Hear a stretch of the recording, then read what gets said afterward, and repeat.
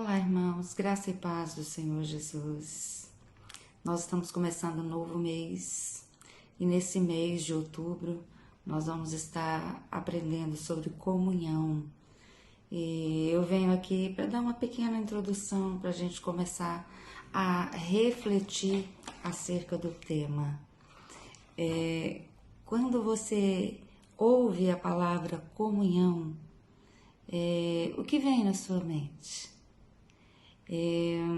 O que você pensa quando você ouve a palavra comunhão?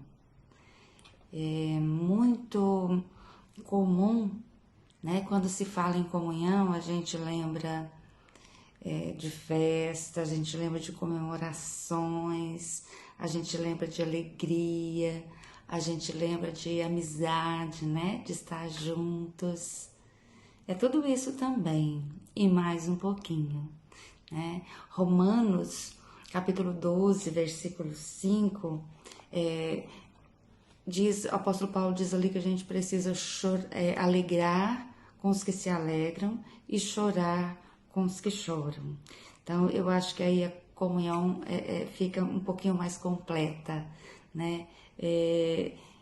Muito além do se alegrar, a gente sabe que é muito bom quando a gente tem um motivo para comemorar, para estar alegre, e a gente pode contar com alguém que você gosta para poder comemorar com você, celebrar com você, dividir, compartilhar essa alegria com você. A gente sabe que isso é muito bom, porque se alegrar sozinho fica meio sem graça, né?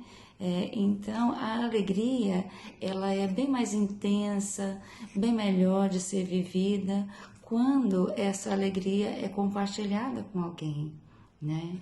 E por outro lado, quando chega o dia da angústia, o dia da dor, o dia do luto, que você tem alguém para poder te dar o ombro, tem alguém para chorar com você, tem alguém para te acolher, tem alguém para te entender, né? Tem alguém para interceder por você, para passar junto com você o dia do vale, né? Dia da sombra da morte.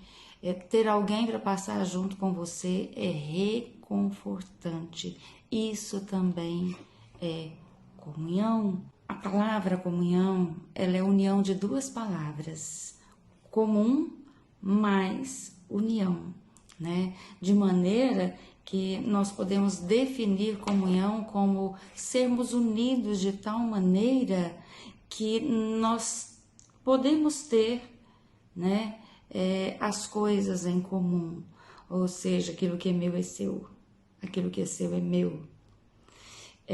Eu sei que hoje, em pleno século XXI, esse conceito talvez seja assim um pouquinho estranho, né? Seja um pouquinho talvez ultrapassado, não sei, mas a verdade é que a palavra união traz essa conotação, né? De pessoas unidas de tal forma que nada é exclusivamente seu, mas de acordo com a necessidade, aquilo que você tem pode ser compartilhado com o outro, deve ser compartilhado com o outro, né? Eu trago uma definição de comunhão que é ainda um pouquinho mais chocante do que essa, né? Ela fala que comunhão é o compartilhar tudo o que eu sou e o que eu tenho com os outros. Forte, né? Muito forte. E é tão forte que às vezes parece ser utópico, né? Mas a nossa base para pensar em comunhão está registrado no Novo Testamento, em Atos dos Apóstolos, capítulo 2, dos versículos 42 ao 47. Né?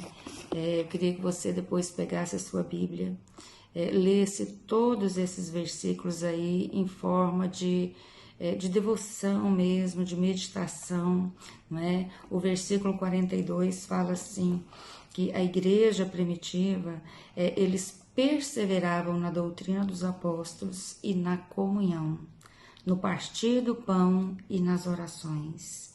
Em cada alma havia temor, e muitos prodígios e sinais eram feitos por intermédio dos apóstolos. Todos os que creram estavam juntos e tinham tudo em comum. Vendiam as suas propriedades e bens, distribuindo o produto entre todos à medida que cada um tinha necessidade.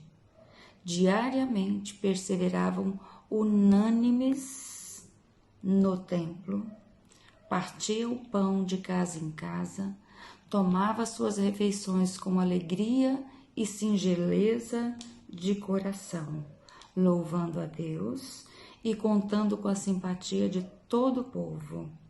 Enquanto isso, acrescentava-lhes o Senhor aqueles que iam sendo salvos.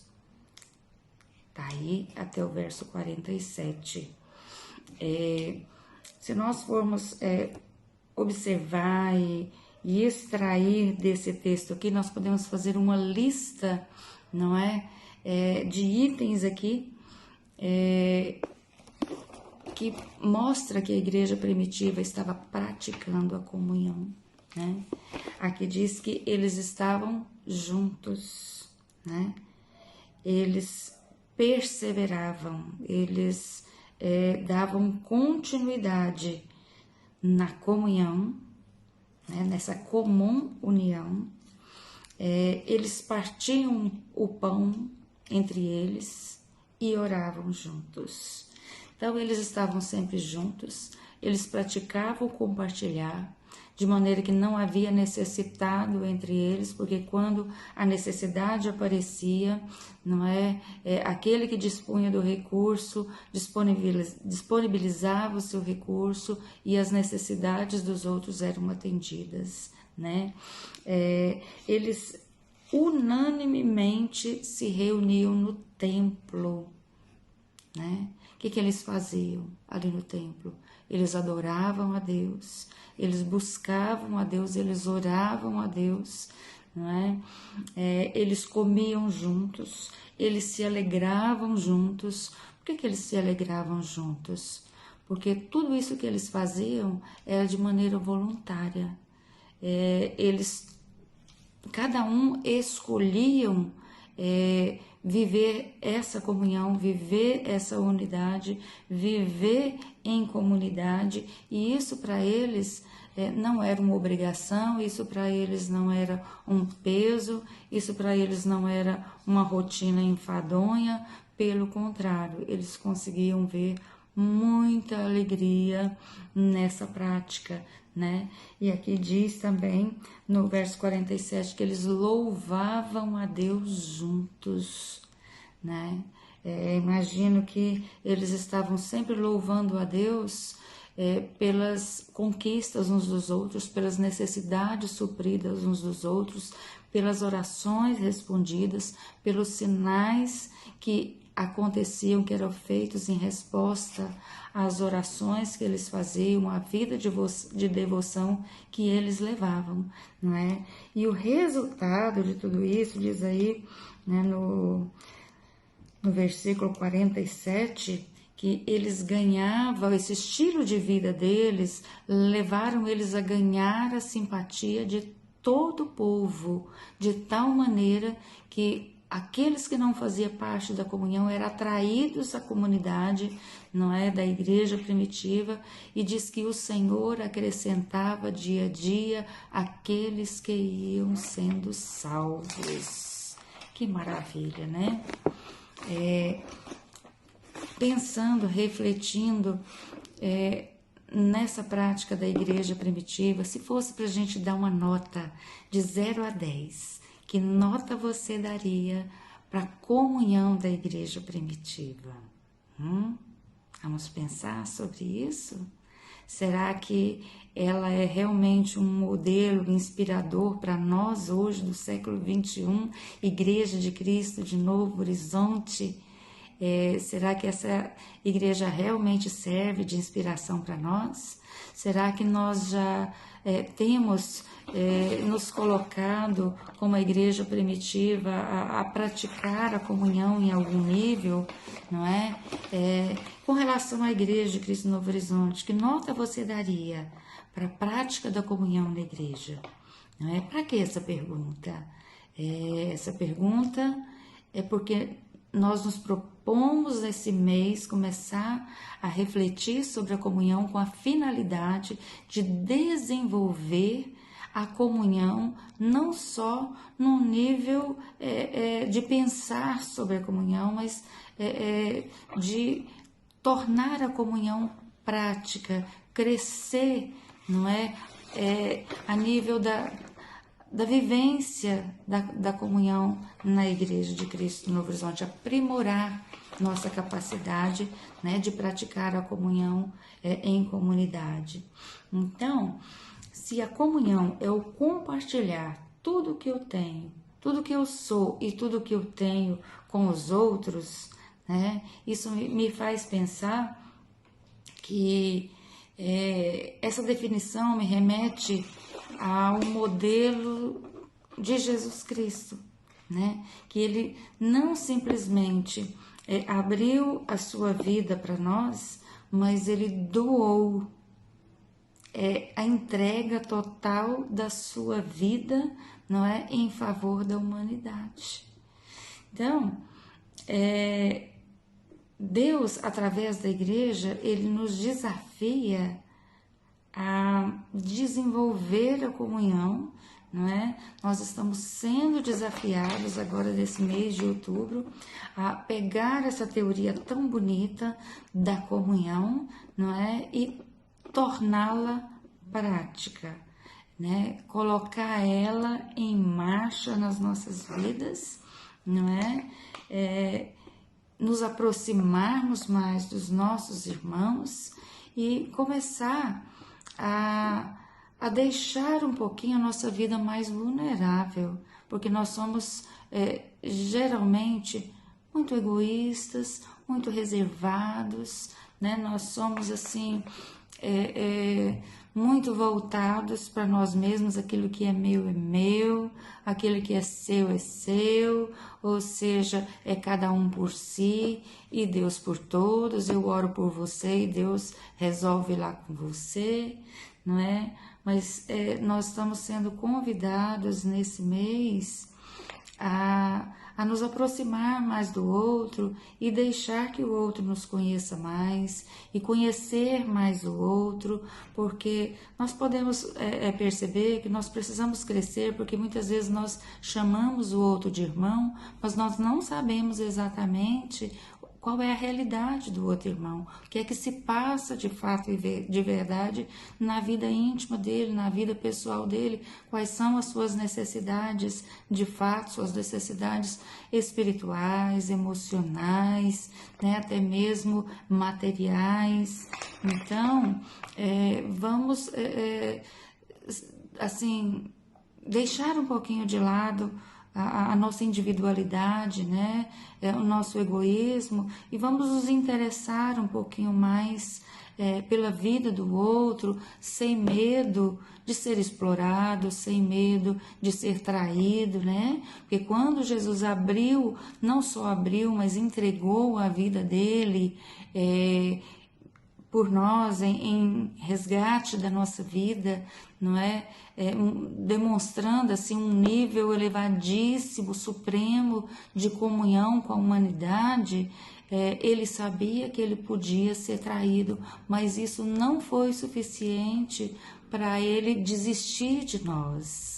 Então, nessa jornada da vida, nós fomos criados para vivermos em comunidade, vivermos em união e em unidade com os nossos irmãos.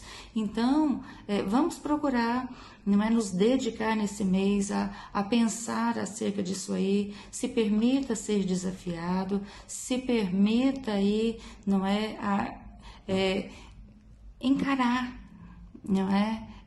Essa verdade aí que nós precisamos conhecer mais o outro. Comunhão é conhecer mais o outro. Comunhão, não é? É muito além do que simplesmente você se alegrar ali superficialmente uns com os outros, mas é realmente conviver, conhecer, compartilhar as necessidades uns dos outros, não é?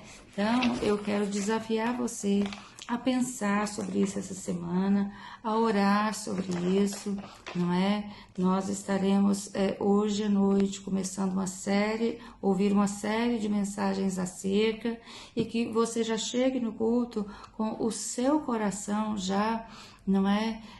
Sendo ministrado pelo Senhor. E durante essa semana, continue permitindo que Deus ministre sobre a sua vida. E no domingo que vem, nós estaremos aqui pela manhã mais uma vez, e nós queremos, dessa vez, na semana que vem, pensar um pouquinho em pelo menos 3 razões, 3 motivos, porque a comunhão ela é tão importante para nós como pessoas, para nós como comunidade, como Igreja de Cristo do Novo Horizonte. Eu faço votos que Deus fale profundamente ao seu coração, que Deus possa transformar a sua vida durante esse mês, edificar a sua vida, que você possa se tornar uma pessoa cristã muito melhor, aprofundar muito, estreitar muito os seus laços de amizade e de comunhão, tá? Com os irmãos da sua igreja. Então, comece a pensar nessa possibilidade, em quem você gostaria, não é, de se aproximar, quem é da sua igreja você gostaria de se aproximar e de estreitar mais a sua comunhão com ele. Vai orando acerca disso, porque Deus vai colocar no seu coração pessoas às quais você vai sentir desejo de se aproximar, de conhecer, de ajudar, e talvez de ser ajudado também, tá? Então, que Deus abençoe a sua vida, que você tenha uma semana sendo assim, todo dia despertado pelo Espírito de Deus a pensar sobre desenvolver melhor a sua comunhão e fazermos da Igreja de Cristo do Novo Horizonte uma igreja tão admirável, tão abençoada quanto a igreja primitiva do Novo Testamento. Deus abençoe a sua vida. Boa semana.